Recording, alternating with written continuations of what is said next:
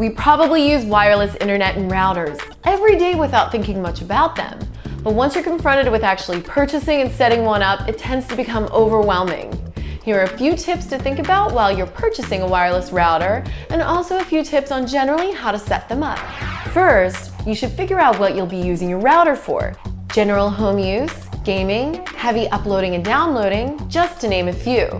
Based on that, you can determine if it's a single or dual router you'll need. The dual band would be better for someone who's doing lots of heavy use on the network because you get more Wi-Fi power with the dual band versus a single, but it's not always necessary to go for the big guns. Then there are all the different numbers and letters associated with the router. The most common number you'll see is 802.11. It simply means the device holds to the standard of the Wi-Fi Alliance, which is usually synonymous with what we call Wi-Fi. You'll also see the terms B, G, N, or a combination of all of those while looking for a router. They refer to the different generations of signals that are transmitted from the device. Older computers that pick up Wi-Fi use mostly B and G signals, whereas most modern computers and devices also use the N. Depending on how many walls and what type of building you're in, you might want to take into consideration where the antennas are on your router.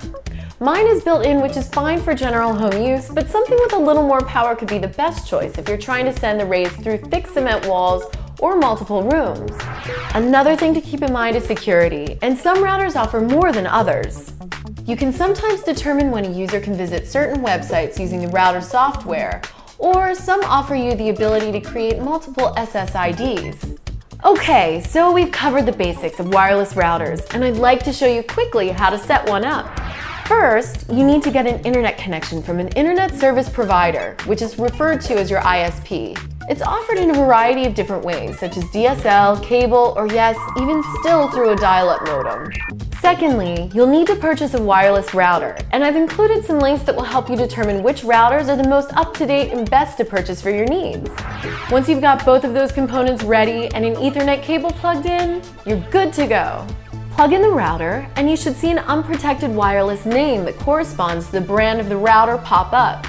After that, you'll certainly want to make sure to secure the network, which usually involves logging into the router either via wireless or through a hard connection. I suggest using WPA or WPA2 encryption because it's the strongest compared to the WEP protection.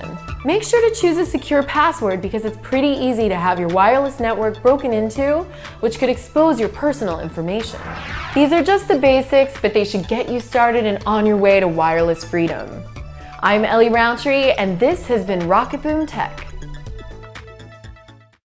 I'm Ellie Rountree, and today on Rocket Boom Tech... Hey Ellie, do you want to talk about Broccoli Dog? Sorry, Elspeth Jane, but Rocket Boom Tech has its own YouTube channel now, so we're keeping the show separate. I get my own channel. A winner is me!